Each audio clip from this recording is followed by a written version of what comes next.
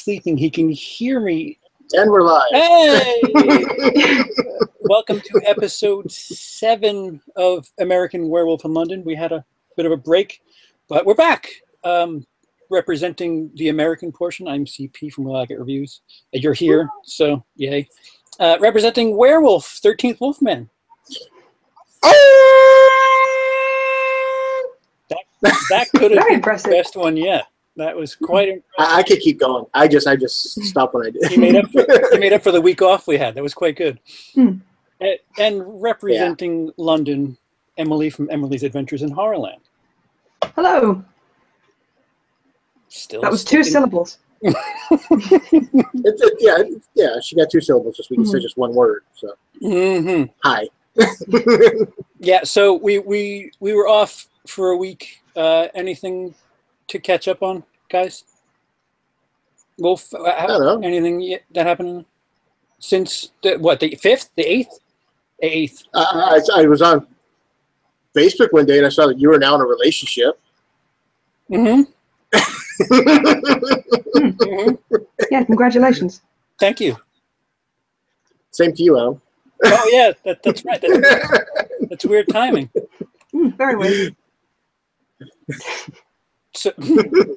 So yeah, Emily, you traveled last week, didn't you? That's quite a good segue. Yeah. I was inexplicably on a plane, and then another plane. You know, because I had to return at some point. Yeah, and I just stayed here in Denmark, so nothing much to report here. Okay. Yeah, Dennis and I filmed a video in a store, and got really interrupted. That's the summary. I saw that. I saw that video, and I'm like, you guys are like some liquor store or whatever, and Dennis is like in the background going, "What's Dennis doing there?"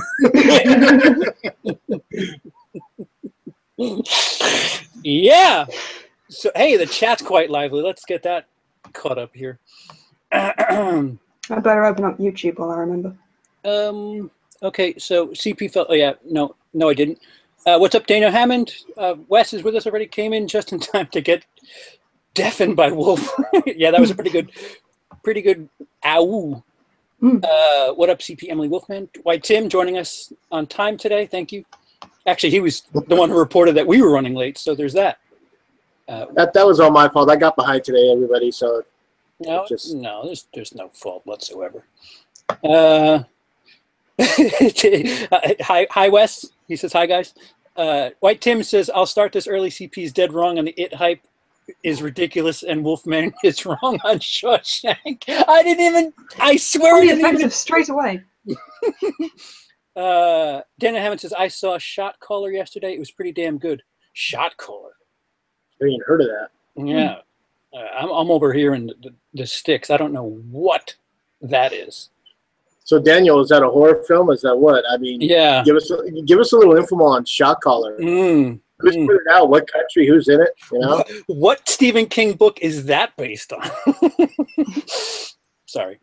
It could be. You never know. Stephen King wrote a lot of short stories. Oh yeah. You're right. You're right. Did, yeah. It could be adapted. Like, wasn't Midnight Meat Train a short story? That's Clive Barker. I know that, but yeah. So.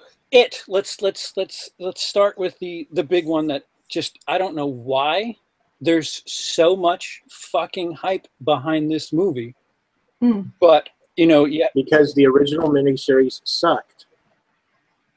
Well, I'll agree with you. Tim Curry was the best thing in that movie. Right. And that's right. Every time we talk about this, that's the only thing I can say. I'm not going to diss Tim Curry. Tim Curry's great. It's sad of what's happened to him over the years, but that miniseries starts out slow and it gets even boring. It never ramps up to anything. And I think the hype behind the new movie is the fact that it's no longer a miniseries. They condense it to 2 hours, maybe an hour and a half, and it looks good. Okay. Yeah. See, the thing about it, I 1000% agree with you, because Dennis and I just not recently at this point, I think it was back in January, but we tried tried is the word I'll underline, to rewatch the original. And I remember people saying that the first half is better than the second. And I don't know about that. I don't know about Dennis, but it was like a chore. I mean, Tim Curry was great and all, but you take him out of that movie's terrible. I mean, fucking terrible.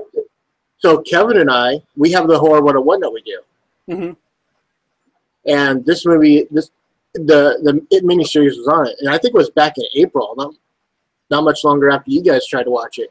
I had to try to watch it 4 times to get through that movie. Mm-hmm. You know, and Kevin and I, we I think it just went up not too long ago, you know. But yeah, it really is a chore. Mm-hmm. I mean, all the adults are played by TV actors. Yeah, and poor John Ritter in there. You know, Tim Reed, John Ritter, Harry Anderson, Seth MacFarlane. You know, Seth Green. Seth Green, yeah, the other Seth. Seth Green was the young version of Harry Anderson, I believe. Mm. And you even got John Boy from the Waltons, Richard Thomas. You know, Emily. It feels like TV acting. That's the problem. Yeah, no, it does. It's shot like, if there's anything I'll give the current rendition of it, it looks cinematic, which what is that worth? I mean, honestly, but it looks way better. Emily, thoughts? Yes. Dynamite. Thank God we have you. We're back to the one-word answers. You'll get 7 words out of me this stream. Yeah, I don't think a lot of the dialogue was particularly easy for the adult actors to work with, perhaps. There's a couple of subplots with love interests that I don't know why the fuck they're there. And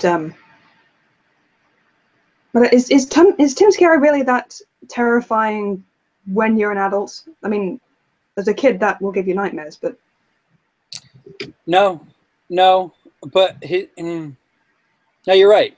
Yeah. Rewatching it, there's not a holy shit I'm frightened aspect. There's a, man, he's doing a really good job here. But yeah, it's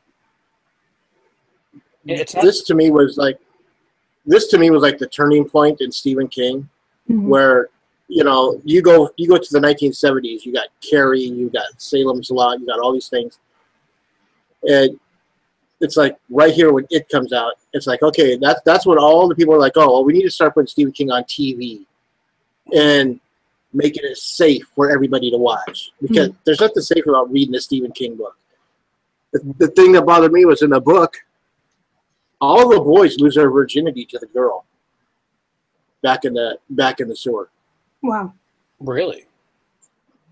Yeah. Is this immediately after they defeat the thing, or? This is before. See, so it has some, because they don't know how much longer they'll live, I guess. Yeah, something, I guess. Might as well send it in before you leave this mortal coil. The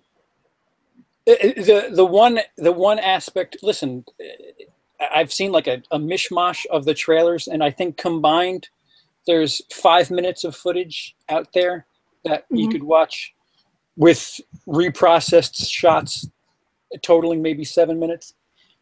If there's anything that I got a vibe that I'm really kind of supportive of, is they got the curious kids type thing. It felt to me like Stand By Me in a horror type environment, which, and it's supposed to feel that way. Right.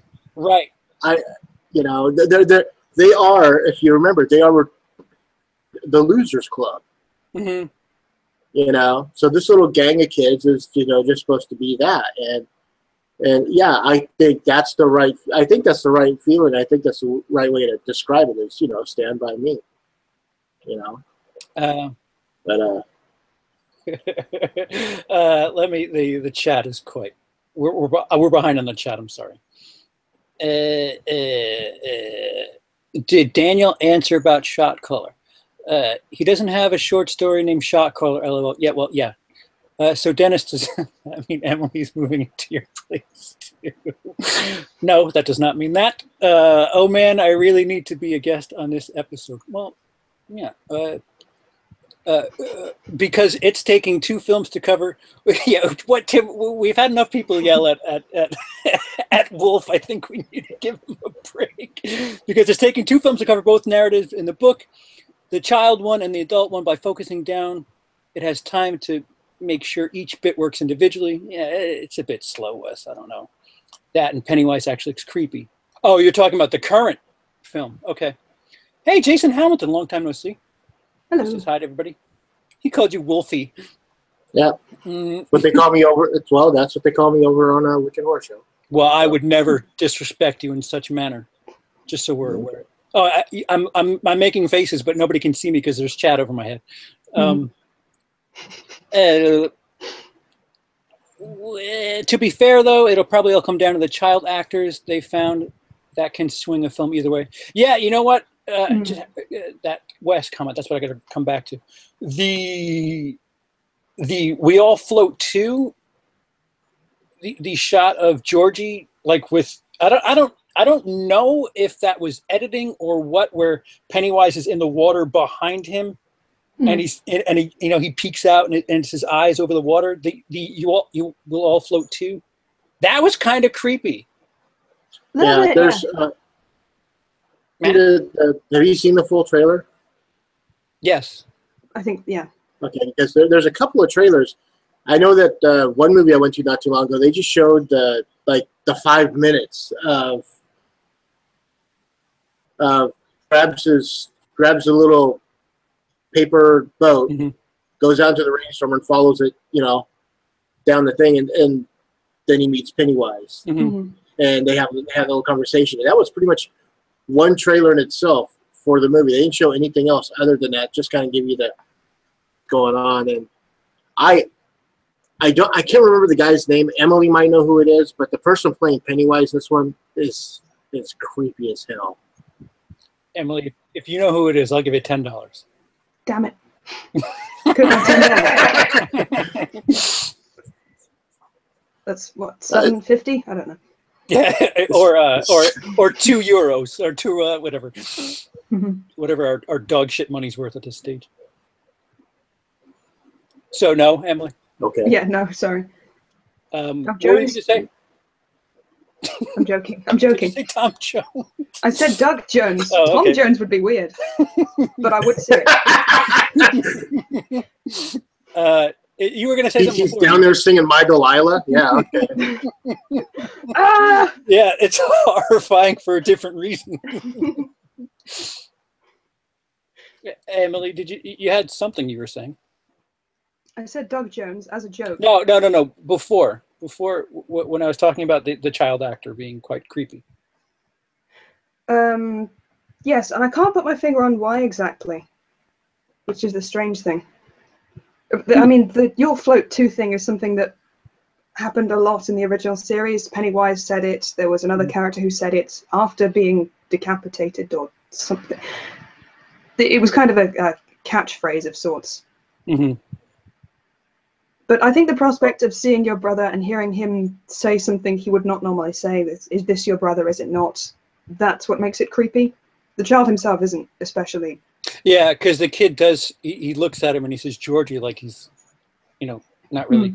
To trace to another Stephen King moment when Well, I think at that point when he says Georgie, it's because he's looking at him and he's been missing for a while now. So, he isn't confirmed dead at this point. I think he might be, and that's why he's like, oh wow, Georgie, more of a right, oh shit type of thing. So what I was gonna mention was Pet Sematary, when the mom sees Gage. I'm trying not to spoil anything. There's a similar. Yeah, let's not spoil a movie that's over. I don't know. I mean, listen, present company. Emily hasn't seen fucking half of everything. You haven't seen Red Dwarf, so just. I'm sorry, I haven't seen a British. Every week, Red Bloody Dwarf. I'm sticking up for you. So. It's all right. I'm going to make him watch it. Yeah. Mm-hmm. Where are we? All right. So the last thing I had was Wes's comment. Okay, so the person playing Pennywise is Bill Skarsgård. I'm sorry. I honestly thought it was the. I didn't know. I thought it was an English actor. I thought the kid that played the weird cousin in the Narnia books. I thought that was the person that was going to be playing Pennywise, or the Narnia movies. So Shot Caller is directed by Rick Roman Waugh. I hope I said that right. Waugh. Fuck that. Augh. Waugh. Yeah. Wow. Waugh. Woof. I would just say Rick Waugh. Roman, wow. Oh wow. He's not a very known director, but did great with this film. It's about a normal family man that is out drinking with his wife and friends. With his wife, that doesn't sound like fun at all. The TV movie lives off nostalgia. Yes, I agree with you there. Ah, shit. Where'd everybody go? Fuck, I'm way behind. Fuck. Okay, there we go. The miniseries was held back because it had to be toned the way way the hell down. I'm ready for the hard R rating of it. Yeah, I want DP in this version of it. Never know. A director of photography, nothing silly. Gets into a car accident and his friend dies, so he goes to prison, and in order to survive, he joins a gang and becomes a complete cold-hearted criminal. Sounds interesting. I lost my virginity to that girl as well. Damn. That's going back to when we were talking about the kids losing their virginity. That's funny. That girl would be Emily Perkins, by the way. Well acted and directed film, though. All right, well, Shot Caller, I'll keep an eye out. But I have to watch, see, I already forgot the name. I have to watch Gattaca. I've been told in every orifice. You haven't seen Gattaca? I know. We talked about this last time. Yes, they have a gangbang after they defeat it the first time. Really? Is that a fact? Wolf, they have a gangbang? It's like an all-on-one. Oh, dear. Read the book, man. Like some horrific duck orgy. I've read some of the book. Duck orgy. They all want sun chips. Stephen King, one of my main issues with him is how he sticks sexuality in everywhere. Even in stuff like Cell, he takes a moment to describe a phone zombie's dick swinging around. What? Jesus. Hey, guys. Stand By Me meets Stranger Things. That was something I was going to say earlier, now that I've seen at least the first episode of Stranger Things. I find it interesting that that's come out now. Let me catch up. Hey, guys. Hey, Patrick. Oh, yeah. You're right. I'm sorry, Jason. I skipped over you. I apologize. I bet Pennywise is doing Georgie's voice, and he might have his body like a ventriloquist puppet. That's quite horrifying. Skarsgård. Bill Skarsgård. All right. There's no points awarded, so no need to rush. You Drew Carey? Oh, get a cookie. Supposedly, Georgie isn't confirmed dead, just missing. Ooh. Georgie gets an arm ripped off in the book, right? Haha, spoiler. He's in Hemlock Grove. Shit. It's going to be Will Poulter, but they changed it. Oh, man, I love Will Poulter. How's it going, everyone? Hello, Creepy Tales Corner. No relation to the blue corner, I hope. Daniel, yes. Yeah, just we have two corners in this room. Two more, we can have. We need two more. We have a square. Daniel, yes, and the neighbors. All right, so everybody's having their own little chat in there. Will would have been awesome. In the book, the bullies suck each other's. Wait, what?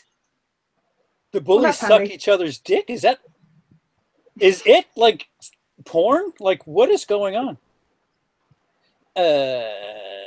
I really hope they show that in the new film. It's rated R, so I feel like they will.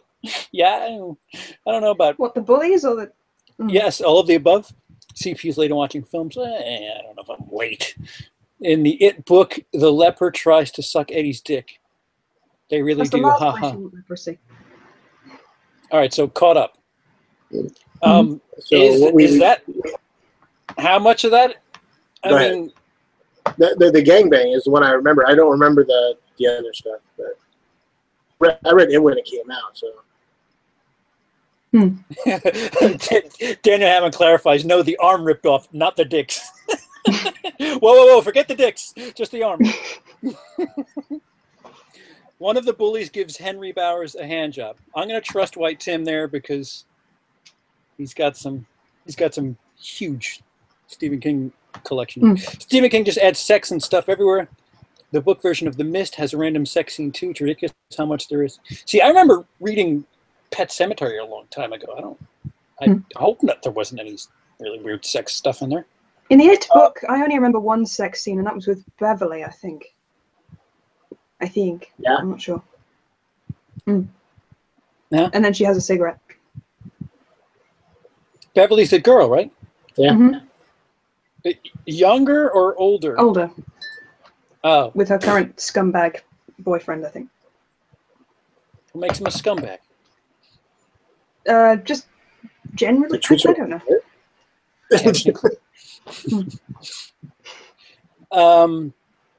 So there's lots of hype for this It movie. I plan on seeing when it comes out. So. What was that? One more time.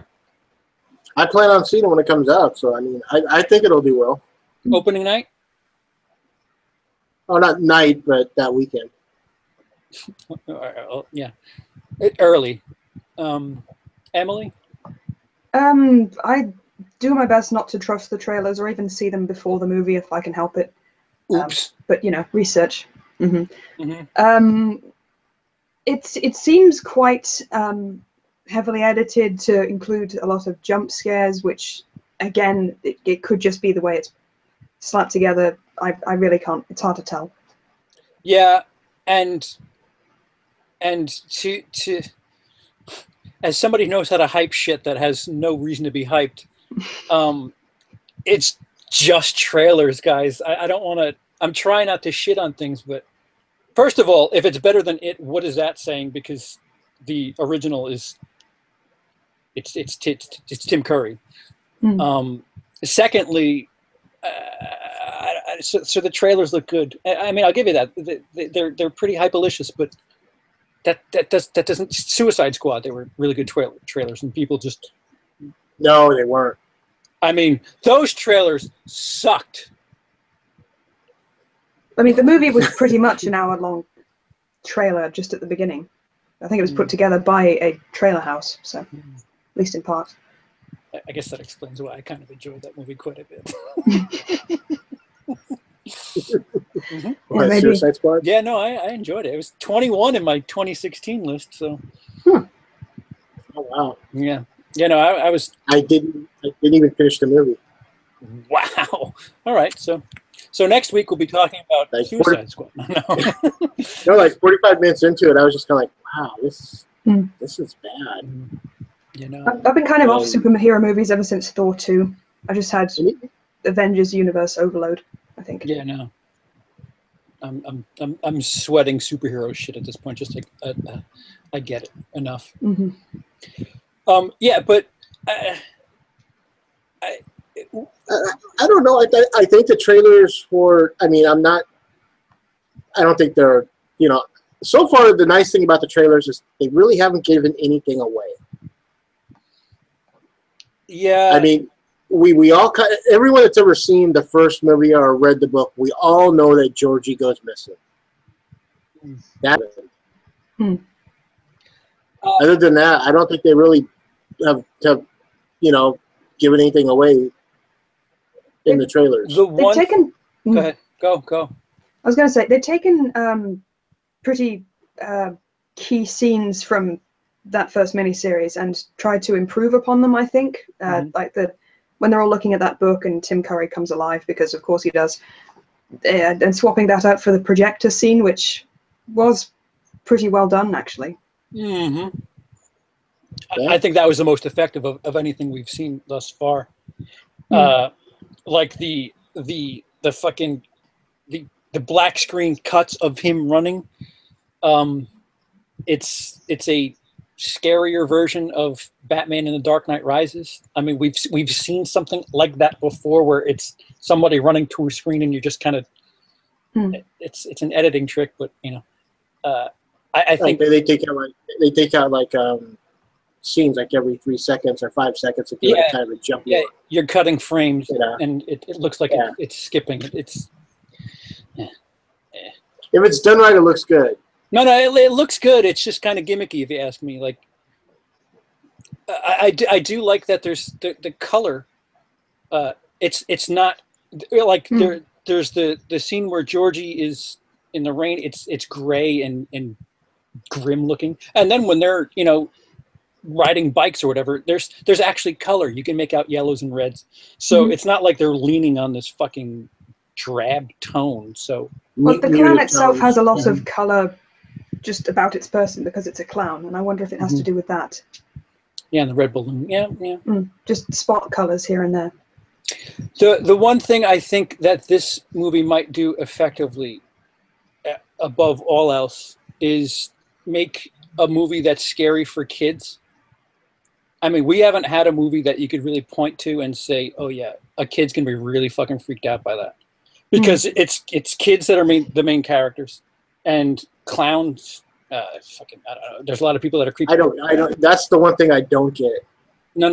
There's been way too many clown horror movies in the last 10 years, and it's because of it, basically. And I don't get that. And I don't get the fear of clowns. I don't understand why people are.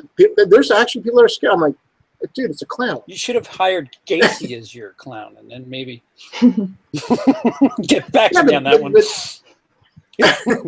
But honestly, it's like, okay, so there is one psychopath out there that likes to paint clowns and kill people and put them underneath the floorboards of his house. Young boys, mostly.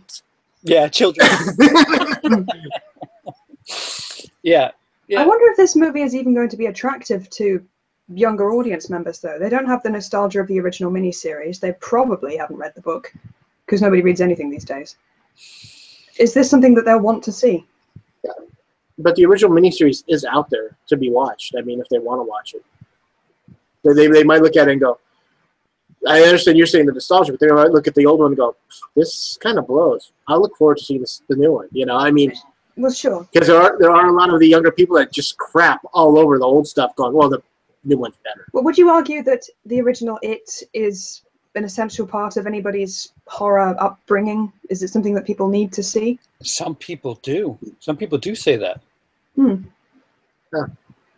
I mean, I don't agree. Like, again, I recently just watched it and just...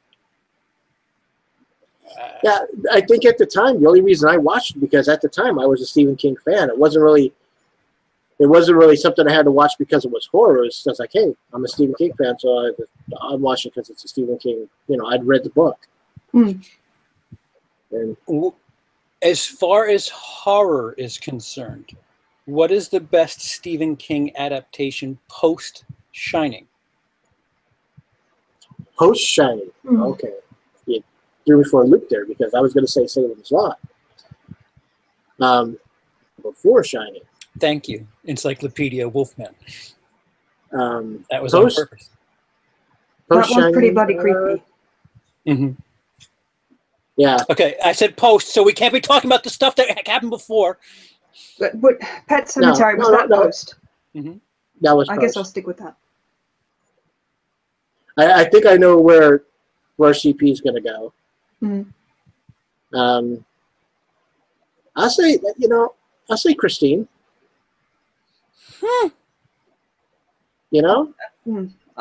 Sematary or 1408 I'll go with.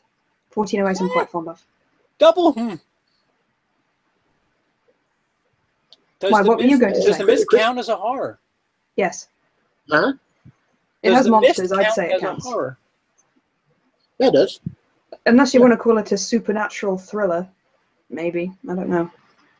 Well, supernatural is a subgenre of horror, so it's a horror. I'll fall back. Yeah, I'm pretty predictable. Pet Sematary. It's not the one I'm thinking you're going to go with, though. What's the one you thought I was going to go with? Stand By Me. That doesn't count as a horror. You don't think so? No. Really? Okay. That's where I thought you were going to go. What qualifies it as a horror? There's a dead body. Yeah. The horror. Touche.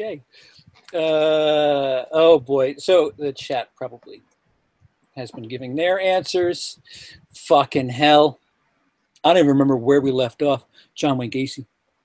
Oh, Natasha, hot girls doing naughty stuff for free, girl for you .ga. Where's .ga? Is that Georgia? The nation of Georgia? Yeah, that'd be Russia. Oh, thank you, Natasha. Guys, go check out Natasha's channel. Be sure to have your your antivirus software loaded before. Make sure you got your firewall up, and you know. Yeah. Couple of your hacker friends on the side to make sure that they can nail her before, you know. Just make sure you're not affiliated with the Trump anything. Another recent film show very much. And Natasha, wow, thanks. I've never seen that movie before. Yeah, Natasha. Oh, she left. A long-winded title. She must have left. John Wayne Gacy, LOL, that's why Wolfman. Oh, yep, sorry. A little behind. Did you just call him Wolfman? Shut up, I'm trying to read fast. I think the fear of clowns comes with the whole obvious exaggerated fakeness looking inhuman. Okay. You say so? If anyone takes someone under 13 to see this, they are stupid. Hey, listen, I was given the Friday the 13th Part 6 VHS when I was 6, and look at me now. So I was taken to see The Exorcist when I was 6, so look at me now. Yeah. It all depends. You should get a read of what the kid is and whatever. Yeah. It is still one of King's highest selling novels. Believe it. It was, for me, it. Yeah, stop saying it. The first horror movie I saw at 10 years old. Hey, Brian Lomax. Brian Lomax says hi. And then everybody says hi to Brian. Misery. Oh, fuck. Good call, White Tim and Jason. They both say Misery. Does that count as a horror? I wouldn't have thought so. She's terrifying, but not really. It's more of a thriller, I think. Wes says The Mist is the best because it out-kinged Kong. Kinged King with the ending. Yeah. Yeah, it seems when somebody takes Stephen King's work and then fucks with the ending, it tends to be better. Jason. Oh, Brian's just screaming hello to Jason. Thinner was good but had problems. Yeah, Thinner's a really good... Go ahead. I like Thinner. White also I always seem to forget about it, but I do like it. Yeah, it's kind of sloshed there in the middle of, as far as King adaptations. It's in this like no man's land, because didn't they get the TV Shining like right after or before Thinner? It might have been after. Come on, Wolf, you usually know all this shit. Well, you're talking about TV Shining. That's the one with Steven Weber, and I didn't watch that. So at all? No. Yeah, it's not good. It was like after a while, you know, when they started throwing like every adaptation on TV with Stephen King's, I quit watching because the quality just started to hit the floor, man. I mean, Storm of the Century, they hyped the hell out of that thing. For like 3 days, you had to watch this made-for-TV miniseries, and nothing happens. Langoliers was pretty bad. The coolest thing that happens in Storm of the Century is the cane lines up in the TV series The Dead Zone, which I've been told I need to watch that. That is a really cool. That's but that's not a movie. That's a TV series. Well, but that's... Walken was in the movie, the 83 too. Pre-Walken. Pre-Walken, right? Post Academy Award Walken. Post Deer Hunter, but pre-Walken. Walken. Yeah. Yeah. So to deviate for a split second, Shutter Island. We've all seen it, right? Unfortunately. So that notoriously the ending they tweak. And and I think the ending is quite strong. The last line in that movie, I think, is incredible. And apparently that line... What? It's been a long time since I've seen it. What was the last line? What would be worse, to live as a monster or die as a good die man? as a good man, yeah. I remember now. And then he looks at the other guy. Who does nothing to stop him. Right. And so that's kind of a sign to let you know that he's there. It was not in the book. Same thing with The Shining. What else? Who just fuck? Somebody just. Oh, was it you, Emily? Thinner. The ending is different than the book. I wouldn't know, but I did enjoy the ending of that one. Yeah. It was kind of twisted, which is not something I'm used to with his works, especially. Well, you don't think ambiguous? The ending of Carrie, for example, in the book was much more subdued than the twist ending they gave it. So I wouldn't be surprised if they'd fucked with the ending of Thinner. I don't think King is known for his twist endings, really. Tim, how does Thinner end? Yeah. So while it takes a second for Tim to get to that, Wolf, what are your thoughts on Thinner then? The movie, I liked it a lot. I thought it was probably one of the, like I said, I seem to forget it out, but I like it a lot. I do own it. I do have it down in the Doom room. But yeah, it just, whenever we start talking about Stephen King, I think of all the Carrie, Shining, Christine, Dead Zone. And then when someone else brings up Thinner, I'm like, oh, yeah, Thinner. Why am I not thinking about this movie? It's well acted. I will say that at the time, I think it was around 90, somewhere early to mid 90s, like 93 to 95 when this movie came out. You could see that it was a fat suit. Yes. As you know, it kind of looks like Eddie Murphy in the Clom Stars. Whatever. But you can see that around his face. All they had to do is just take off some latex and put some, make it skinnier. It'd probably look better nowadays, but for the time being, it worked. And yeah, I love that movie. I love the idea of a gypsy curse. I like that type of horror. Instead of just being straightforward, there's a man with a knife, here's a man with an axe. It's like, guess what? You pissed off a gypsy. That's why I like Drag Me to Hell so much. Oh. All right, so Leela says daughter eats pie. That happens in the movie. That happens in the movie. White Tim says the guy leaves the pie for the wife to eat, but the daughter eats the pie, so the guy eats the pie. But in the movie, the adulterer knocks on the door, and then he invites him in for the pie. Boyfriend. Yeah, it's kind of like the ending of Teeth, I feel. Oh yeah, that classic. Love that movie. Yeah, the exposing of one's power that they have, kind of thing. Have you not seen Teeth? It's been a while. CP? Okay. But yeah, it didn't stick with me. If that clarifies at all.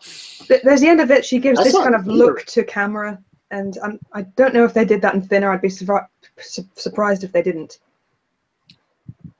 What? Yeah. As if a little hey. Yeah, the Freddy wink at the end of Freddy vs. Jason. The evil I have plans kind of wink. See, so wouldn't so that's ambiguous, no? Like the implication could be he's just going to feed the what? What are you laughing? Something in the chat. You'll catch up with it. Christ. Fuck! I'm so far behind. Hang on. Wouldn't a double-sided way to look at it be that he just feeds the dude the pie, and or eats the pie with the dude? Like there's. What a romantic last meal. Well, I mean, like, no, right. Go ahead. No, I mean, I get what you're saying, but I mean, I like because he's basically out for vengeance, and he wants to, as much as he wants to, give his wife the, her due respects. Remember that there's. No, I'm just saying it's going to come back and bite him in the ass. Vengeance always does, and that's that's kind of like the story. Mm-hmm. You know, I mean, that's the whole idea of it. It's like, okay, you can go for vengeance, but guess what? You know, you're gonna pay. All right, let me hang on. I don't know how far back I'm even gonna go. I think it was 96. Oh, thank you, Ramon. I'll stop there. Maximum Overdrive, LOL. Oh, yeah, no.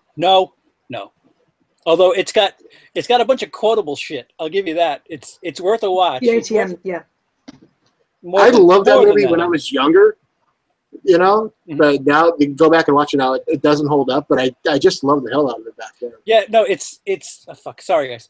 It's perfectly 80s. Like it's probably one of the most polished B movies you can watch.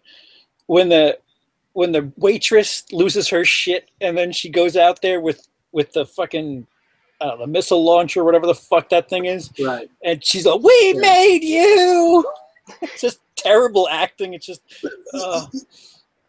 the thing is though, you got to give it its props for the fact that it's directing. You know. Mm-hmm. I understand that he was doing a lot of coke at the time, you know. Mm-hmm. Mm-hmm. It could have come out worse. Let's put it that way. Yeah, fair enough. That's what I'm getting at. I'm like, okay, it's his only chance into directing. Have somewhat of a polished movie out of it. You just said so yourself. Right. No, you're absolutely right. Mm-hmm. I mean, that opening scene's pretty fucking badass when the drawbridge goes up. Yeah, and the AC/DC van rolls back. Yeah, I forgot about that. And that I don't remember if I'm making this up or it's actually in the movie, but the drawbridge is up, and then a little fucking a little boat goes under the thing. It's just like, wait, what? Something like that. Yeah. Did this come out before or after, Christine? After. This was 86. So yeah, after. All right. Sorry. Back to life. Back to the people. Mm-hmm. Cujo, I'm not the hugest fan of Stephen King. I find most of his work overrated. Not bad, just overrated. Well, yeah, we're kind of talking about the adaptations with stuff like The Shining. I dare you to say that Kubrick. Well, never mind. Let me just forget it. Is this freezing or is it for anyone else? I don't know. Dinner was 96. Shining was 97. Under the Dome. That's television. A lot of Stephen King movies are corny, in my opinion. I agree with you. Creepy Tales Corner. Meet Your Cousin Dennis. Oh, wait, I've already made that joke. I want to see Horns, the movie. That's the adaptation of King's Son's book. Jesus. Okay. Shutter Island was... Well, there is a movie called Horns with Daniel Radcliffe. Yeah. Mm-hmm. Shutter Island was very good, not too shabby. I think it was a lot nice better. font there. Yeah, it is a pretty badass. How the fuck do you get that font in the chat? That's dope.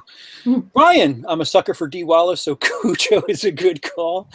Cujo, that's... Go ahead. I'm with Brian on that. Yeah, that movie's horrific for all the wrong reasons. Fucking bad dogs. doggo. Mm-hmm. Yeah. I agree. The one bad dog. The one. Right. My face tends to disagree. Would dinner be considered hard? Yeah, I guess we're kind of saying that. Oh, okay. So Daughter Eats Pie, we got that. Cujo is good. There are many Stephen King adaptations. I lose track. Yeah. There's quite a few. I'm actually a fan of the 2013 remake of Carrie 2. I'm not saying it was better than the Brian De Palma, but I actually do like it. Brian Cat's Eye? What? Has anybody seen Cat's Eye? No. Yeah, I have a copy of it. I think the last story is quite funny with the little gremlin dude, whatever I don't know what the fuck you call it. He's like a little troll he's got a little jester outfit, and he's trying to suck the breath. Little Drew Barrymore. Yeah, no, it's impossible to describe. There are 3 vignettes, right, Wolf? It's 3 stories, and the cat goes from one room to the other, and each time it goes to a room, it tells like a different story. Right. Yeah, and John Lithgow's in it too, right? Trying to something. Ooh, I might have stumped you. I certainly could be wrong. I know Drew Barrymore's in the 3rd story. Yeah. Cujo is one of the better ones. Yes, I'll agree with that. Drag Me to Hell is a perfect example of a great PG-13 horror film. Yes, Sam Raimi give him money, I guess is the way I could put it, because he knows how to make a movie. Not a Stephen King fan. I'll let you guys chat by. Oh, now we'll never know what the font is. It almost looks like a bizarre Cyrillic type font, you know, like it's supposed to be Russian, but like not completely. Oh shit! Next, wait, no. Cats. There you go. There you go. The teeth will be. The sequel to Teeth were called Dentures. Teeth 2, the Dentist. Drag Me to Hell is one of my favorite horror movies. Well, Drag Me to Hell that's not a Stephen King movie book. Next week, Disabled Chat. What? Brian Lomax talk. Same here.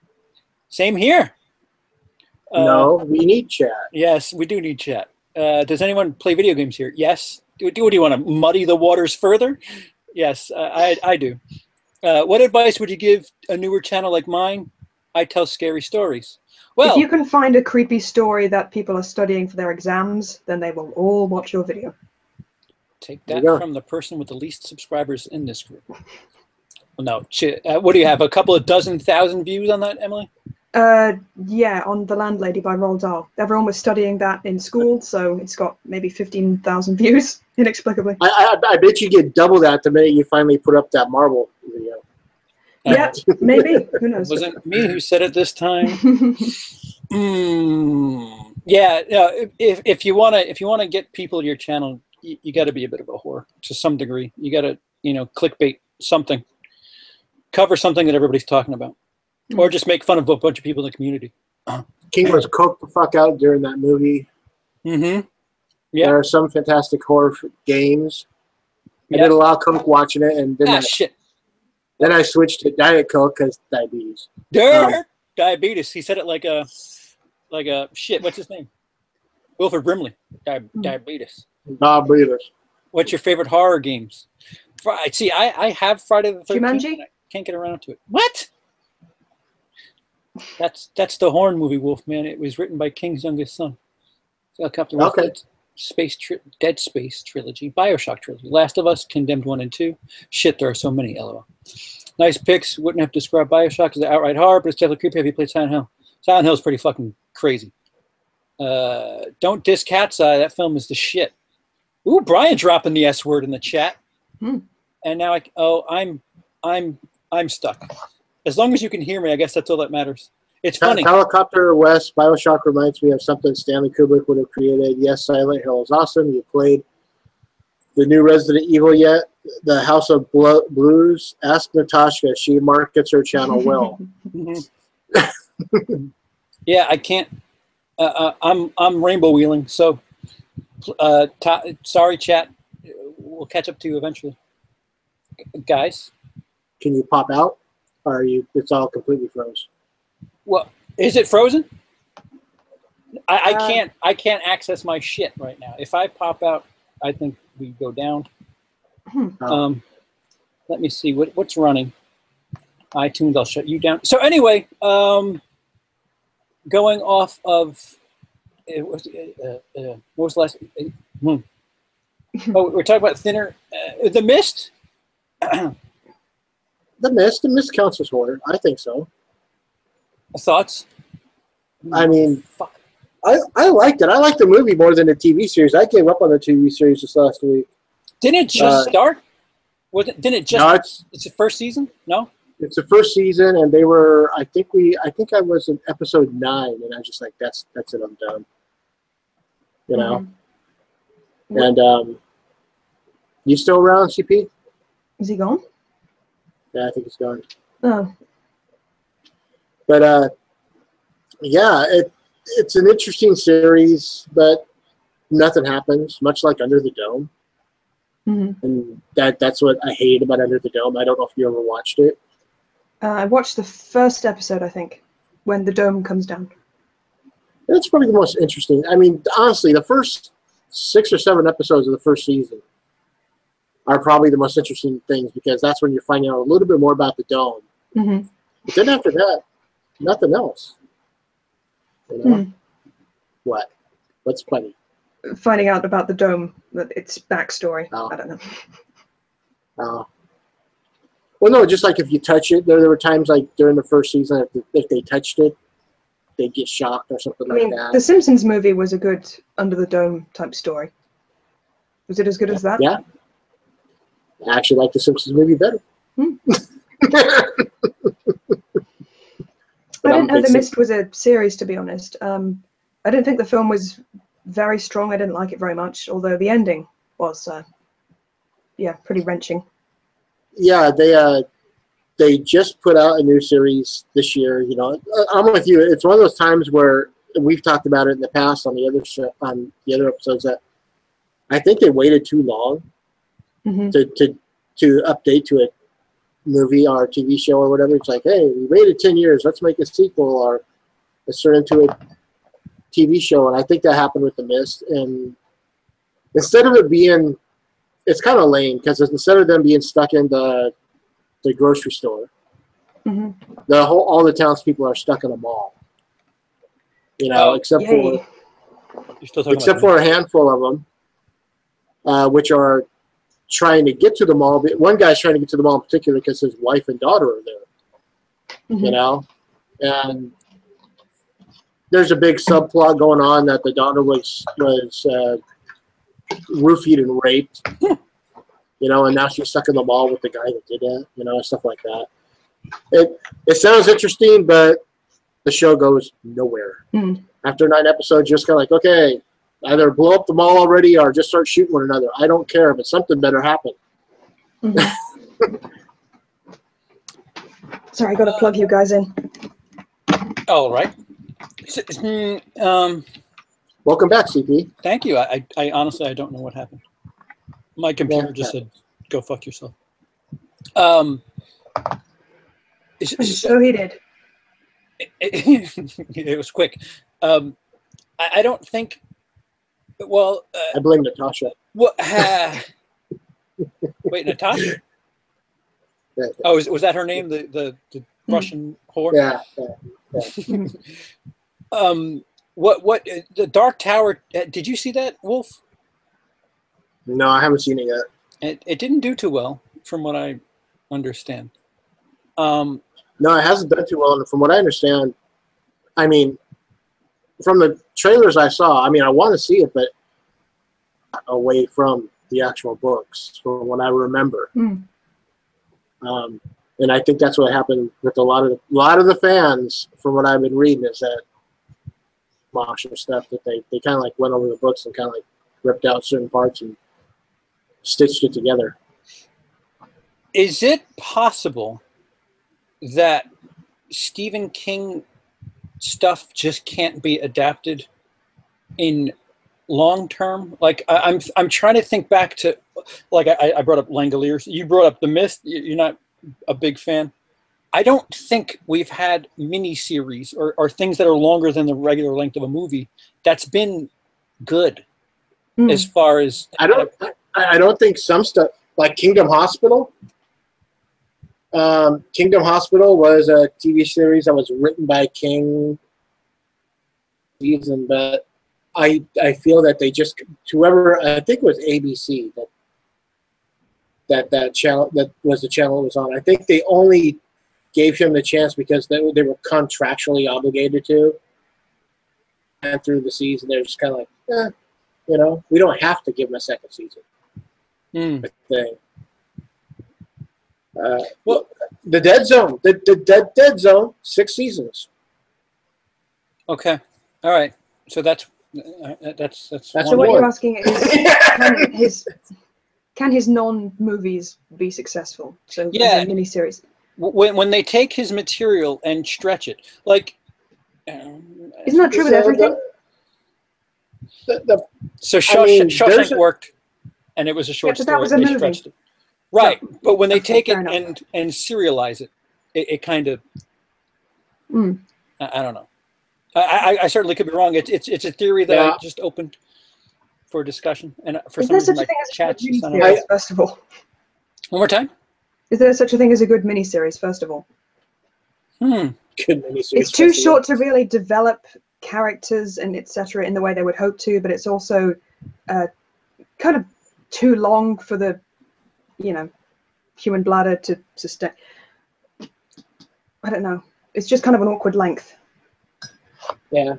I think it all depends on how it's approached. I think the reason that the Dead Zone did so well is because everything that the movie was adapted into just about the pilot, and then after that, well, almost everything. It was like the car wreck, him getting his powers and stuff like that. But I mean, then they spent the next 5 years developing the subplot for the Dead Zone of him worrying about Armageddon and Greg Stelson running for president. So there was something there that they could develop into a long run series. Whereas some of the stuff that King puts out, honestly, The Shining, if they tried to do The Shining as a TV series, they would have to adapt. Maybe they'd have to at least come up with a decent backstory. I mean, it's long enough. The movie, it's close to 3 hours, I think. So yeah, no real reason they couldn't have released it as 3 different things. The Shining, it would almost have to be like a descent into madness. Like the first episode would just be like, Jack and the family, just kind of tame, I guess. But I don't know. I don't know how you draw somebody in with that. Like, I haven't seen the Shining miniseries, so I wouldn't know. It sucks a gaggle of cock. I'll tell you that much. How do you really feel, CP? I'm not quite sure I got it from that description there. Yeah, a little underwhelming. Little underwhelming. Just like a gaggle of cock. Just. Is that the collective term now? A gaggle, yeah. A whole gaggle. Not a pride or a flock? Or a murder. A flock of cocks. The winner. Oh, a pride. Yes. Well, only if they're erect. It's a flock. And that sounds like the worst porn movie ever. Pride of Cocks.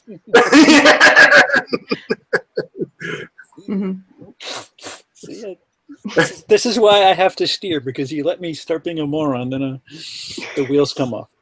No, but if they wanted to adapt like The Shining, they would have to do like what they did with the Dead Zone. They'd have to adapt the movie into like the first 2 episodes, and after that, it could be a descent into madness, but he could also interact with people. I mean, eventually, every now and then, someone come by the hotel, they get lost there, and then did they really stop by? Did he really have the guests come by? Where's the 73 Pinto that's supposed to be sitting out front? I mean, it can be done. Problem with the people that develop Stephen King movies is that, hey, look, Brad, this looks good, but I have my own ideas. And I think that's the problem with a lot of the stuff that happens today. Is like a lot of people want to throw their own crap in there because it's Stephen King, but it's not good enough. Right. Well, like same reason it takes 27 people to write, something like Suicide Squad. Yeah, yes and no. Like Darabont took Shawshank and stretched it. He stretched it and made it. For 66% of this room, he made it quite a film. Pet Cemetery. Stephen King was on hand for most of that, and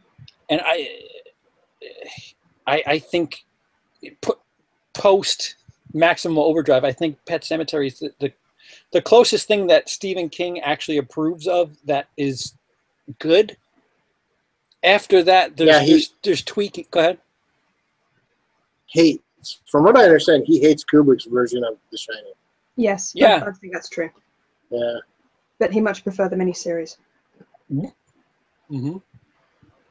Oh, we're back to the gaggle of cocks? Sorry, one of the cocks just kicked up. Excuse me. I think 1408 was quite successfully stretched. I don't know if he worked very closely with the director on that. There was another Skarsgård, I think.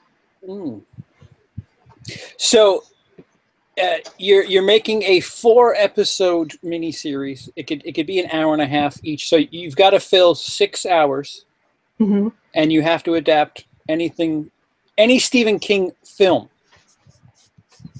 Right. Which would you do? Why? Dolores Claiborne. I've never seen that. You should. Surprise. Oh. Uh-huh. Uh-huh. No, it's Dolores Claiborne is actually it's a pretty good movie. Mm. Of course it is.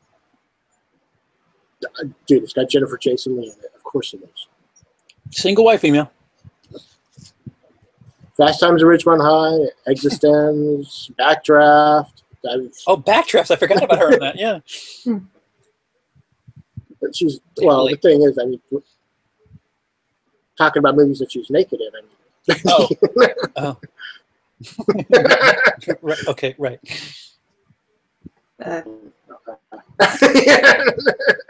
Yeah, she was quite frequently naked in Single White Female anyway. Yeah. Not so much in this one.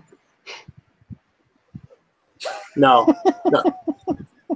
But no, Dolores Claiborne, it's really weird. I do remember watching the movie and twice, because the first time I thought it was kind of slow. But I was like, okay, I'll watch it again just to give it a second chance. And it's not that it's slow; it's that it's very dramatic. You know, very depressing. It is. No wonder I haven't seen it.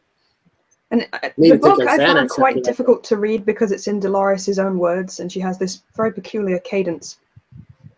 So, kind of tricky, but I think it was well adapted. Yeah. Is there a Cujo on the TV show? Is that true? Huh? I'm sorry. I just finally was able to get some of the chat back up. Or some. I'm behind. Somebody said, "What about Cujo the TV show?" Oh, is that an answer to my open question? I'm sorry. We could approach that. Wolf, are you adopting Emily's answer of Dolores Claiborne? No, I'm just I'm agreeing with her. You know. Okay. But, okay. Take your own answer. No, you know, I mean, it would be interesting to see them do a Carrie. Carrie as a miniseries would be kind of interesting, because you could. I mean, the book itself is cool. Into some deep character development. Yeah, backstory. Carrie as a young girl, perhaps. Yeah. Yeah, so I'd go Carrie. That might actually work. I would say, I want to say Stand By Me. And that's where you can go ahead and say you told me so, but no.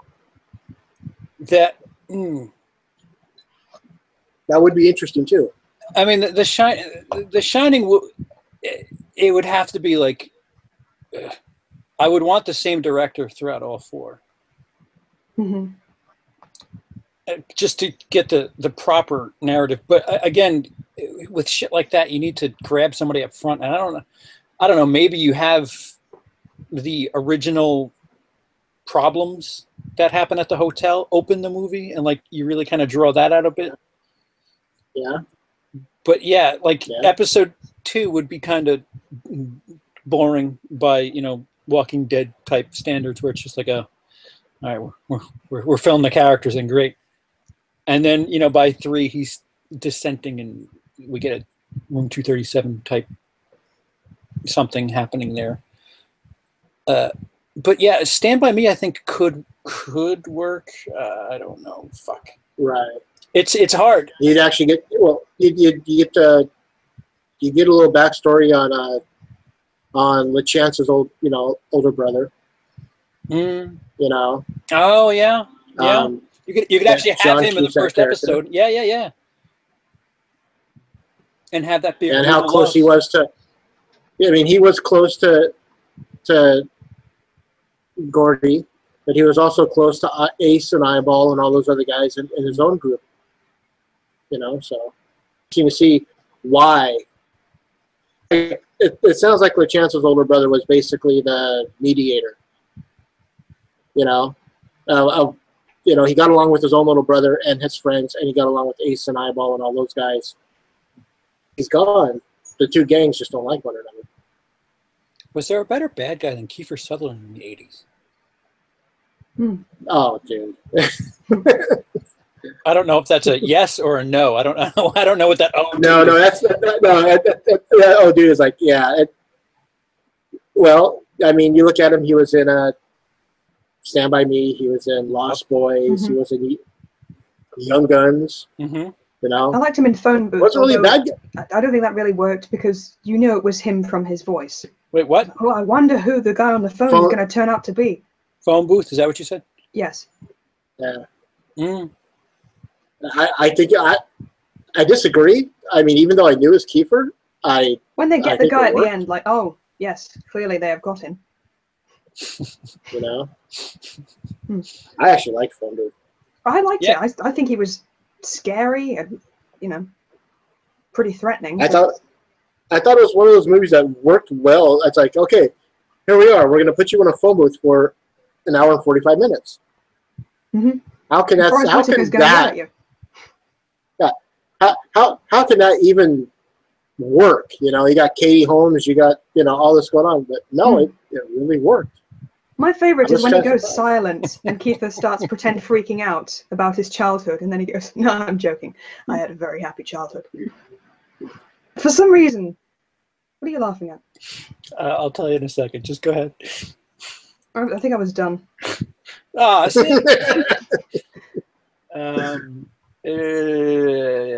So Quinn, which has the image of a girl with a koala. What? And a koala live webcam chatting with one T with sexy girls, girl4u.ga, koala. And Dennis says, what did this small panda's got to do with sexy girls? Well, if you want to chate to a small panda, then... Well, apparently in Russia, they don't call them pussies, they call them koalas. I don't know. I'm hoping that when you go, there's like two people in koala outfits just getting it on. It's like the weirdest furry porn, whatever. Are they endangered? I mean, perhaps because the koala is grasping wood. Maybe. Wood, huh? And it's stiff and long. I don't know. Quinn, can you please answer our inquiry? Change her name back to Natasha first. Do we know that? We know that it's a she, first of all. Yeah, I like those better than whatever we were getting a couple weeks ago. Is certainly a lot less exciting than koalas and live webcam chatting. Here's an interesting thought, CP. With Natasha's message earlier, it was a small family of people on either side. But there's 16 people there altogether. Some kind of aristocrats performance. Aristocrats. Sorry, Wolf. What were you gonna say? No, we're talking about going back to what we were talking about. You know, you take one of his movies and turn it into a 4-part miniseries. Here's one that probably would work. Maximum Overdrive. Ooh, you're absolutely right, sir.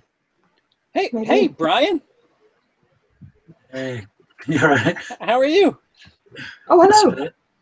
Hi. Did you know that? Now we're going to find out that Natasha and all these other people have. It was Brian. So no, so Brian. I don't know how much you're caught up with. We were trying to. I missed the last 10 minutes because I've been trying to get into my stupid computer and it was taking ages. All right, so the open discussion of the moment is adapt a Stephen King film. Only you can only use films that we've seen, had already, into a 4-part miniseries. And Wolf just brought up Maximum Overdrive, and I think that would actually work. Well, you're not. Stephen King isn't your director. It doesn't work as an hour and a half. Never mind a series. Well, you have things normal for the first you might be able to explain why the machines are going crazy. You can use the Night of the Living Dead. You know, say a satellite went overhead. Yeah, or even do it slowly, like one person experiences it somehow, and then slowly over the course of whatever, and have it be a bit more apocalyptic too, and less B-movie. Yeah. As long as Stephen King stays away from the script. Right. Mm-hmm. Like I said, apocalyptic, not we made you. Mm. Yeah. I mean, interesting thing is that I really love the Dead Zone, but it's already been adapted into a TV series, so I don't know how much more mileage you can get out of that. But did you watch the Dead Zone, Brian? Not the TV series, no. I just like so much. I think the film is probably my second favorite Stephen King horror adaptation after The Shining. I just think Christopher Walken in that film gives such an amazing performance. I agree. Does not get enough credit for the performance he gives in that film. Yeah, because it's like not that. Walking. Yeah, it's that dead zone. It's that nowhere area. Walking from Deer Hunter, and then like post King of New York Walking as whatever the hell as caricature Walken. Right. The Nicolas Cage version of Christopher Walken. So it is. It's this weird area of Walken actually. Yeah. And then all those movies that he did in between those two, kind of get forgotten because expected Walken to walk it out, Oh. He doesn't do it in these movies. At Close Range, great movie. Sean Penn, Christopher Penn play brothers. And Christopher Walken's their father. And it's just all about this abusive relationship that father, Encyclopedia. No? I mean, I don't. Oh, okay. But yeah, it's just, like I said, it's just that time period where he's actually on par for being probably one of the better actors, and then all of a sudden, King of New York or Suicide Kings comes out, and he's all. Suicide Kings is a good movie, yeah, underrated. Yeah. Brian, you're gonna have to explain the cats I love.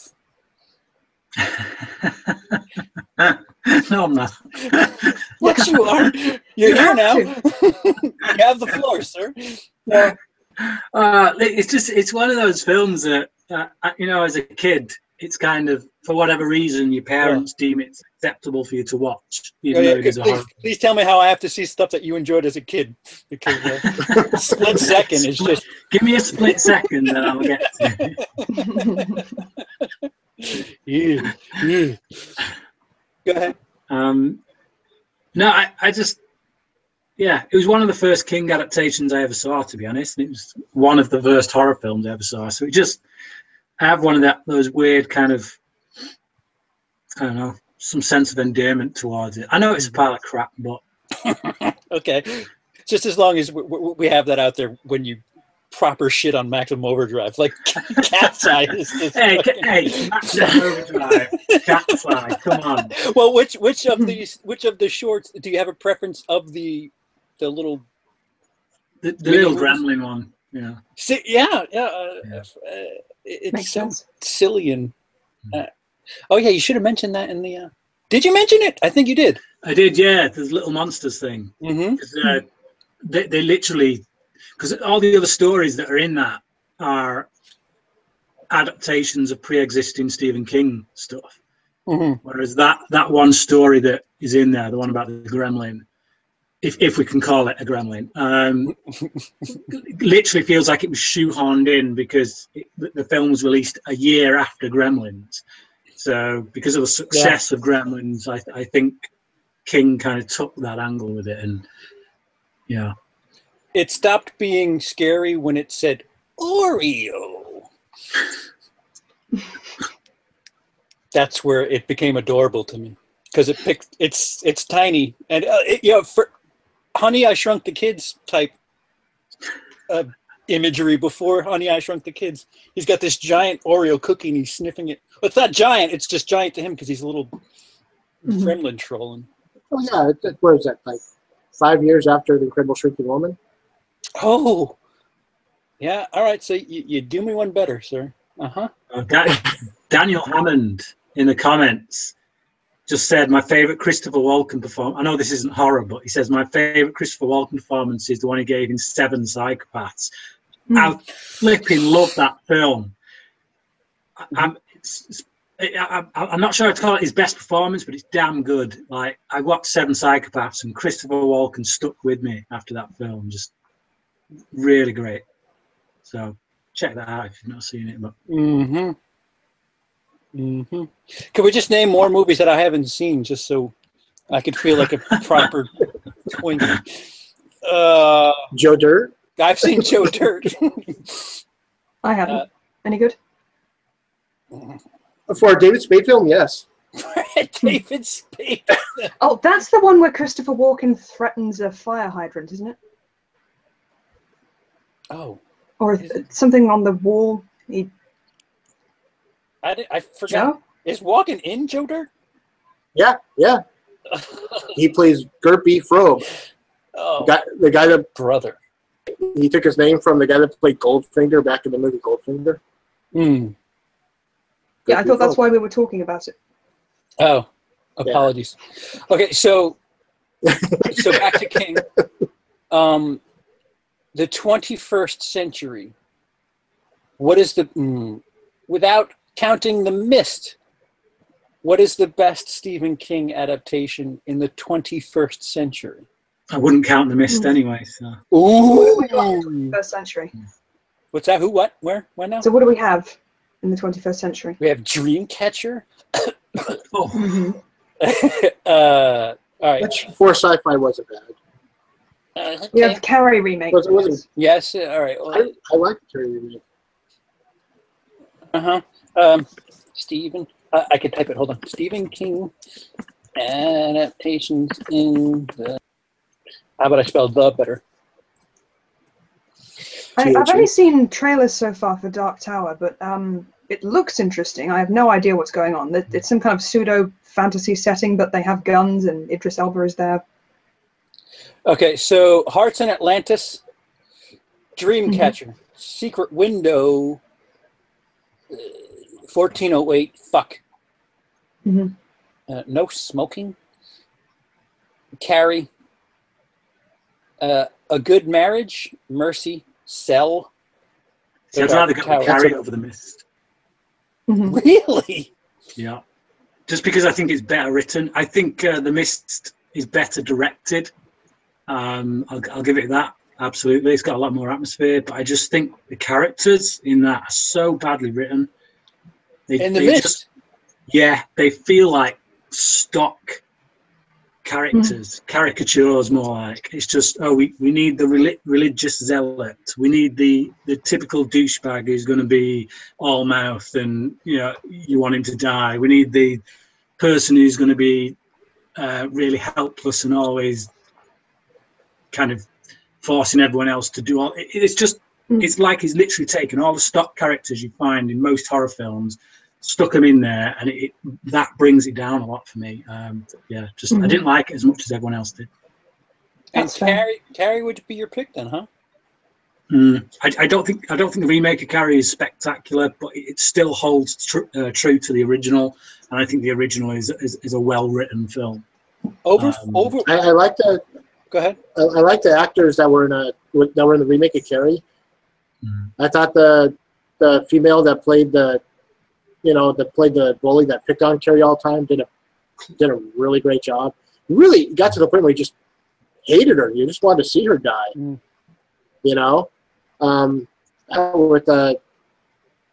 got that with the Brian De Palma movie, but I didn't get that with the first remake of it. Angela Bassett one. So. But I like Carrie a lot. I think it's well done. I understand what Brian's saying about The Mist, about the stock characters, but sometimes familiar is a little bit easier to deal with. than just, hey, let's just throw in a bunch of new characters where you're not quite sure what their motivation is. Mm. Emily, so tell us how 1408 is your pick. I guess nostalgia has a lot to do with why I like it, but yeah, pretty strong performances both from Cusack and Samuel L. And again, it's an expansion of the short story where the room is creepy in a few ways. They keep some elements like the phone talking to him and things like that.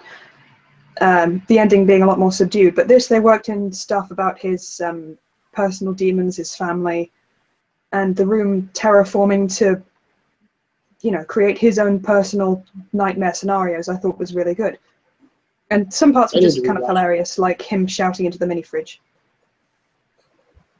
That on its own is worth seeing it for. John Cusack shouting at a fridge. Mm. It just made me think of something while we were talking about doing stretching stuff. What if 1408 took place inside a room in The Shining, in this imaginary series that we are creating? Yeah. If 1408 is 237, is that what you're saying? Mm-hmm. Sure. It would be a bit shorter. I All right. need to rewatch that movie. Well, to be honest, which one? Well, not The Shining. I've seen The Shining. I need to rewatch 1408. Well, what's the movie that I keep? John Cusack. I always get 1408 and this movie mixed up. That's quite good, where he's at a hotel, and it's raining. Identity. Thank you. I know it has nothing to do with Stephen King, but for some stupid reason, I always mix up 1408 and that's that. a great movie. Mm-hmm. It feels like a Stephen King thing. It does. It does. Perhaps. It does. It does. Emily, have you seen Identity? No, but I shall get right on it. You know, no, I'm get just on it. It's this little ping pong game between you and CP today. Of, you know, who hasn't seen what. So I'm just curious. You know. It's not a contest. I think I'm losing this ping pong game today. Wolf. Brian, where'd you go? Listen, he only takes so much. I like Carrie, but really, I'll go with Cell. You know, wait, is that the Jennifer Lopez movie? No. What am I thinking of? No. There's a Jennifer Lopez movie called The Cell. Excuse me. With Vincent. Yeah. Which is a really good movie. Okay. Really? No love for that movie? The Cell? Yeah. Vince Vaughn too, right? It's visually interesting, but kind of, I don't know, not spectacular. Not that great. Not that great. But Cell was more about the cell phones going bad and causing people to flip out, you know? Oh, okay. I liked it. I thought it was to me, it's like whether or not the movie's fun to watch, and I really thought that to watch to see what they were going to go. At this point in time, you know, you're looking at what Stephen King's putting out and being adapted. Mm-hmm. He's written his classics. Yeah. It's been a while. Another one that I think the list you were reading off, I think they might have missed this. It might have came out in the 90s, though. Riding the Bullet, yes, 2004. I must have, yep, because I was looking at Secret Window and like I put a mental pin in that, thinking, well, that was pretty good. Walking it. That's Johnny Depp, right? Secret Window. Secret Window, yeah. Yeah, another one that the ending kind of, but it was okay. I mean, you look at this list. I haven't seen Hearts in Atlantis, and I don't think that's it's not a horror. That's for sure. Hearts in Atlantis. I think I've seen it. It's what's his face. It's Hannibal. Why am I forgetting your real name, sir? Anthony Hopkins. Anthony Hopkins, yeah, Sir Anthony Hopkins. Yeah, there's that. There's Dreamcatcher. Secret Window. I didn't mind Dreamcatcher. I mean, to me, at that time, that's probably the best thing put out in a Stephen. You know, at that time, in that like 5 years between the millennium and when that came out or whatever it was, it's like. Yeah. So you look at the list. 1408, The Mist.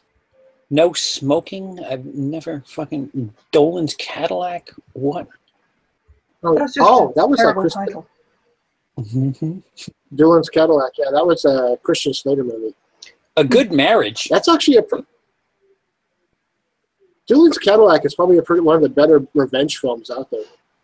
Really? Well, when you find out what happens, you really, I mean, you can't really say much about the movie without giving too much away, and it's just kind of funny. Okay. So I have a list here technically of what was miniseries, and Salem's Lot technically is considered a miniseries. It is a miniseries. It did so well on TV that they actually inserted stuff and released it in the theater. So. Wow. It. We've already beaten that horse. Sometimes they come back. No. Golden Years. Yeah. Sometimes they come back. That was a miniseries? Apparently. I thought that was television series, right? Television series / movie. Tommy Knockers miniseries. Oh, Tommy Knockers. The Stand miniseries. Did anybody? I haven't watched that. I haven't watched that in a long time. We don't have to watch it. We have to watch it for Horror 101, so we'll eventually get to it. Either Brian or Emily, The Stand. Have any of you seen? I'm afraid not. Yeah, I watched The Stand. Thoughts? I mean, it's been many years since I've seen it, but I remember when it was first aired. I was absolutely gripped by it. I thought it was great, and the ending was just an absolute turd. It's like you could literally see the moment where Stephen King had got all the good ideas out of his head and thought, right, I don't actually know how to end this, so let's do it. Well, and he just wrapped it up like that, and you're just like, really? Dude, you're a writer. You should have your ending mapped out before you get there. You got to remember, he has like three different versions of the novel. You got the regular novel, you got the unabridged version, and you got like the super unabridged version, which the novel is like 400 pages. The unabridged is like 600. Then you get to like the super unabridged version, and it's like 1,200 pages. So I remember when they went to do this miniseries, I was like, "There's no way that they could do this and make it into a proper made-for-TV miniseries." You know, because there was just so much going on in it, and a lot of people are like, "Well, it has to be a miniseries because the book is so long." And I'm like, "Yeah, they need to find a better way to do it." See, I see this list, and I think really good. Like the premise of The Stand is really good. The premise of The Langoliers, really good. Poorly executed. The Shining. What else could we say about the 1997 Shining? Steven Weber there. 2 words. Storm of the Century, which I'll be honest, I didn't see. I did. It sucked. Well, all right then. That's my take. I watched it when they broadcast it on TV. I've never watched it since then because I just don't have that much time to give. Rose Red. Red, yeah, that's not a bad show. Yeah, miniseries. My best friend's cousin actually worked on that movie. Wow. You know, and I didn't find that out till years later. In what capacity? She was the art, the set. She dressed all the sets the way that they were supposed to look. Okay. You know, she also worked on set design. What was that? No, there was set design, but I can't remember what the other one was. That's another. It's like a '90s slasher film with the guy from Full House. Yeah. Rosa, they have the Dead Zone here, even though it's a fucking TV series. 5 years. Kingdom Hospital? Kingdom Hospital. That's the one I was talking about earlier. Based on Lars von Trier's miniseries, The Kingdom? I guess. How many short versions of Mute have been made? Of what? Of what? Exactly. Apparently a short that Stephen King's done called Mute, and there's literally been dozens and dozens of adaptations. Mute, like as in I can't talk? Mute? Yeah. It's like literally every year there's like an entry for Mute, Mute, Mute, Mute. Because isn't it Stephen King who like offers up the rights to make his short stories for like a penny or something? Does he? Seriously? The film did not know that. Yeah, there's like it was for like film students. So he basically put out this option where actually, and you want to adapt one of his short novels, you pay the fee that's like just a stupid amount. It's just like a penny. And you can adapt it. So there's if you look at IMDb, there's tons of adaptations of this short called Mute. That is so insidious. Yeah.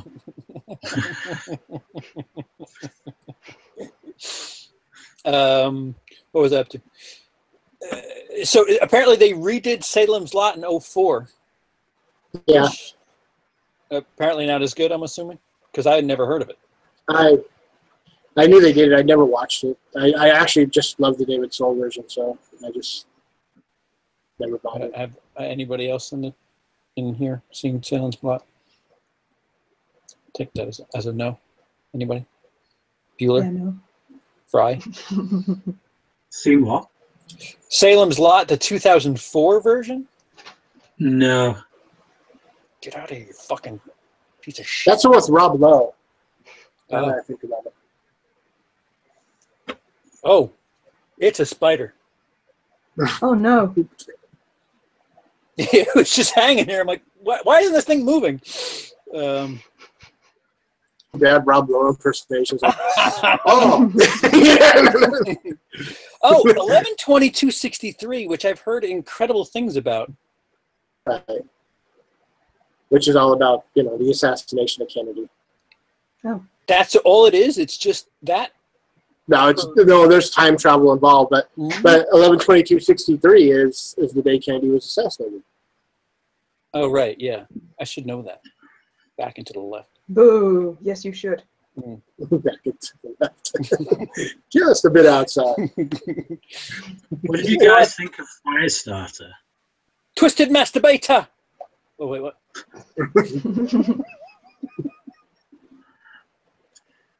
Yeah, that's pretty good.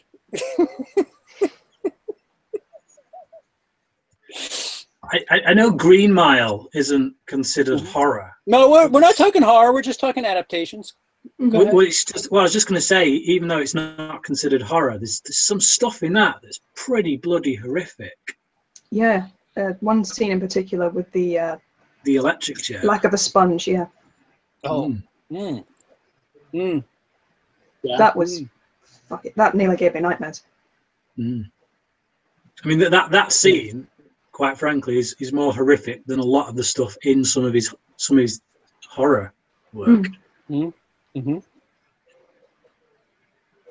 Wait, isn't that Darabont too? Who directed Green Mile? Yeah. See, out of Darabont, you got that movie in the '90s that he did kind of all right with, Green Mile and Mist. He should work with Stephen King quite a bit. I still champion The Majestic. I think it's an absolutely fine film. Doesn't he hold the record for like the most adaptations of King stuff? Something like 6 or 7. Darabont? I don't. Is there a record book for King adaptations? No, but I mean that directors it's like he's adapted. I mean, it's like I think he also did a Desperation.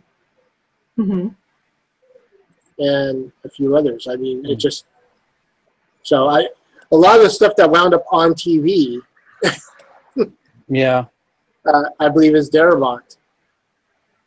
The stuff I kind of ignored. What about Apt Pupil? Have you guys seen Apt Pupil? Ooh. No, but I really want to. Mm-hmm. I haven't seen Apt Pupil. I've seen Teaching Mrs. Tingle though. Oh, Just saying. I guess Brian's not a fan. that's Kevin Williamson, though, isn't it? What's wrong with Kevin Williamson? It's not Stephen King. Okay. I was going to start defending the Holy Six. No, but it's Teaching Mrs. I thought Teaching Mrs. Tingle was based on a Stephen King short story. Was it? I thought so. All right. You want me to look I it up? don't know. I thought it was an original Kevin Williamson, but I could be wrong. So, yeah. Well, yeah. Apt Pupil. Quite. It's a good Sunday movie. Like you can't put too much. See, I wouldn't call it an A+ or an A. Maybe an A-, maybe a B+. It's a strong movie if you don't put too much expectation into it. Yeah, I'd say a B. Yeah. B's pretty good. From Brian, it's might as well be a 10.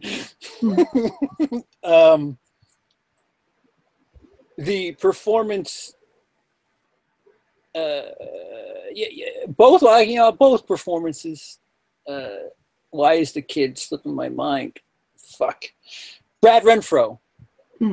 Perhaps with the exception of The Client, his best performance, considering he left us quite a while ago. Wasn't he in the Funny Games as well? No. Oh, that's the other guy I was getting confused with. The remake, the only person I can think of is Michael Pitt. Is that Michael Pitt? Who was also Michael Pitt, that's it. Yeah, I always get confused with Michael Pitt. Yeah, go figure. Murder by Numbers, and then Ryan Gosling ends up being somebody.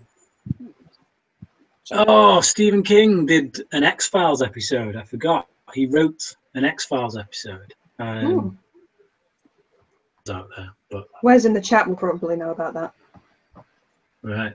Yeah, I apologize to those in the chat. My computer's not cooperating.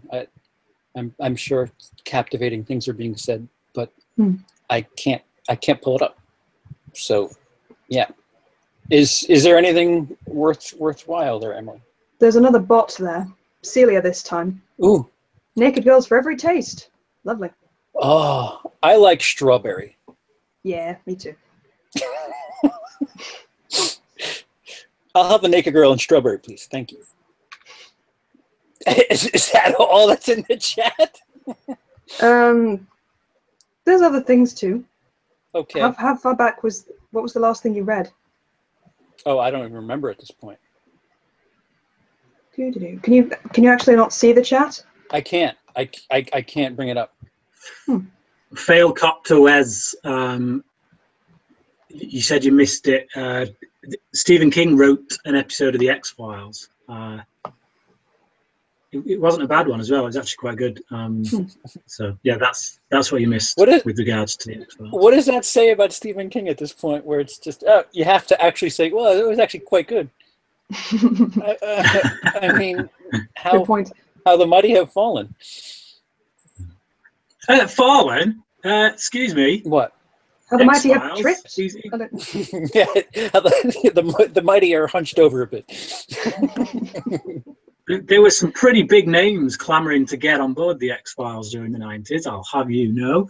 All right. Will you? Will you now? Would you? I will. Oh.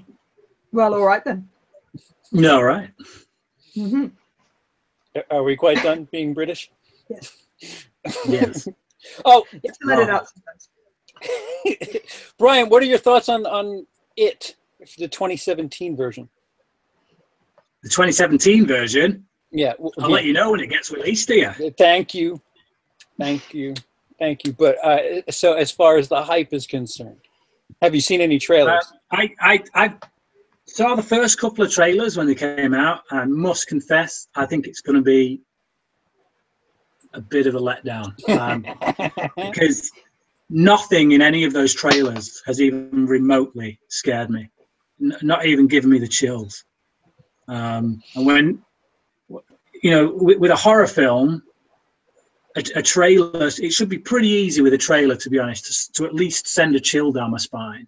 You know, I can't even watch the trailers for those Conjuring films because the trailers themselves freak me the hell out. Yeah, the Conjuring. And I watched that trailer for it. Well, the two trailers that we got. I was just sat there thinking, yeah, nothing, not feeling anything. It looks pretty. It looks well shot. It looks like it'll be well acted, but just nothing with regards to scares. Yeah, a little with you there. Little lenient on the jump scares. And Emily just really supportive of everything Brian's saying. Just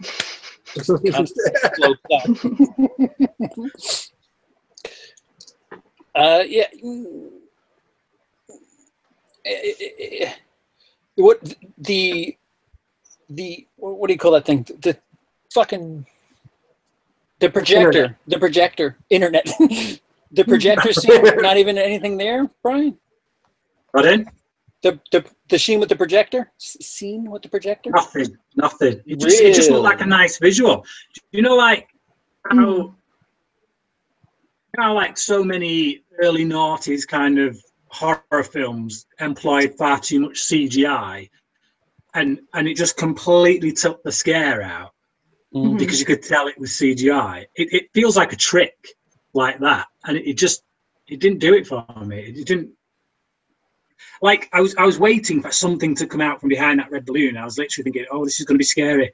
There's just nothing. It's just, oh yeah, it's the clown we've seen on all the posters. It's just like, whatever. It turns into other things, doesn't it? We haven't seen anything like that yet. Are they leaning too much on the fact that people are freaked out by clowns? That's the whole point of the movie. Well, I think they're trying to make Pennywise in, well, I guess Pennywise is a bit of an icon with regards to horror, but I think they're hinging on that too much, in the same way that sequels to Halloween and Friday the 13th and Nightmare on Elm Street, all you need to do with a Nightmare on Elm Street is stick a poster out there with a knife glove, and people get excited. And it's like, well, I'm sorry, I don't really think Pennywise is of that status. And I think they're trying to push that as if it is. So it's not enough. It's not enough to just slap Pennywise all over this trailer, having 3 minutes of Pennywise in a trailer and expect us all to be like, because it's not that kind of movie. It's not, a Freddy film. All you don't want to be reticent with Pennywise, then I think they've made a big mistake showing so much of him in the trailer. Yeah, definitely. Which could maybe be the case. Yeah, we don't know. Yeah, I guess I don't know. I mean, I get what Brian's saying when it comes to the Conjuring trailers kind of freaked him out. Honestly, I mean, I've said it before, man. I haven't been scared of a horror movie since So when I see trailers, I just into the horror, but I just go to watch it. Nothing really scares me anymore. So I'm not going to see it to be scared. I'm going to see it because I like horror. It just, there's the only thing that makes me quench or flinch or anything on horror films or any film is when someone gets to like their fingernails tore back. And that's it. Well, I was thinking of the Stir of Echoes where they're dragging her across the floor, and all of a sudden you see the fingernail pull back, and that's it. That's the one that bothers me. But other than that, I mean, you could stick a needle in their eye, you could do what you want to anyone else, and it just doesn't bug me. And horror's fun for me. It's more of just a fun thing to watch. I doubt I'm ever going to walk out of a theater again going, okay, that freaked me out.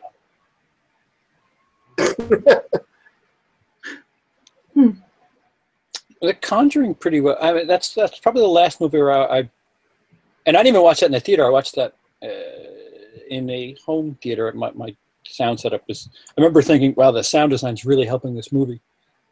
And it wasn't so much jump scares as it was like music. I can't tell the last time music helped a movie in a horror genre, and Conjuring does it really well.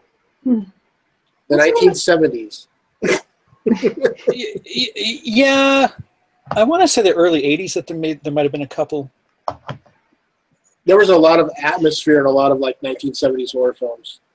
That was the thing. It's like that was pretty much the peak of a lot of really good atmospheric films. After that, there might be some in the 80s, but more or less it wasn't jump scares, but it was just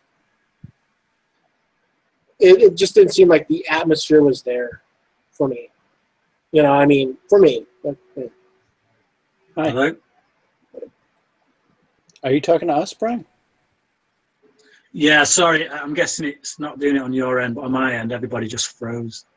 Oh, that's a shame. It might be my thing because, or my version of Google Hangouts, because like my computer just said no when I wanted to do things before. It could be me. I don't know. My computer has been just a rather dick for the last month and a half. So well, you might since a gag always. What was that? Since I came on, you might have seen me a few times doing this business. It like before. There was a moment before when can't remember who was talking, but got him. Yes. Yeah, I get warnings for things that I haven't used in over a decade. It just comes up and blocks everything. Hey, I'm trying to access this thing from 2006, and I'm like, fucking what? Yeah. So let's wind it down. Anything from Stephen King that you know of that you'd like to see in the future? Here's an interesting question. Is there anything like Stephen? I mean, forget my question. Just go with Wolf's question. Well, I just thought of this. It's like we have talked about the bad stuff. Oh, you know that he's put out. We all kind of disagree on some stuff, so I tried to avoid the good stuff. Oh no, but we've talked about a lot of the bad stuff. When I say bad, I'm not talking about I'm talking about the bad Shawshank, stuff. Right? No, I was thinking like again, maximum overdrive stuff like that. But see, that has a quality to it, though. But I see it does. Oh, is that what they're calling it these days? But let's be honest. Is there anything out there that's been done poorly that you would like to see remade? I mean, I would say Maximum Overdrive. See, I'd like to see The Stand with a good ending. Ooh. Okay. Would you like to see it redone as a miniseries again, or would you rather see a quality film? I'm based on just how many strands there were in it and how I remember it. I'm not sure you could do it as one film. Maybe a trilogy. If you did a trilogy of films with The Stand and sort out that ending, then yeah, I'd have a Stand trilogy, sort out the ending. Who would you get? I could, yeah.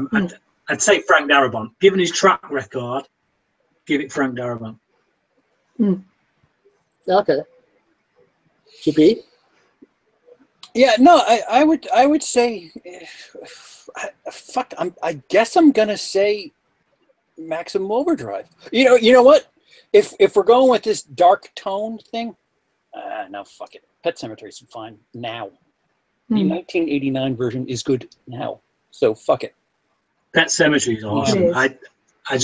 I've not gone back to it because it scared the crap out of me. Brian, it's still effective Zelda.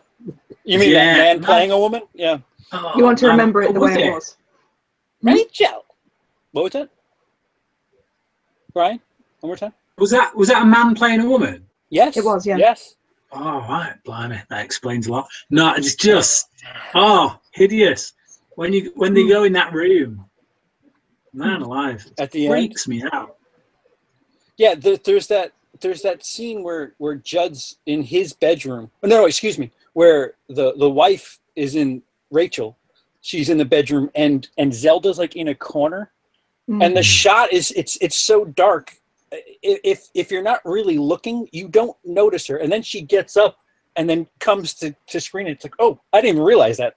That's kind of scary without being a jump scare. That was just fucking creepy. Ugh. Still works. Still works. So yeah, I'm reverting my first thought from Pet Sematary and Maximum Overdrive. Okay. Do it proper.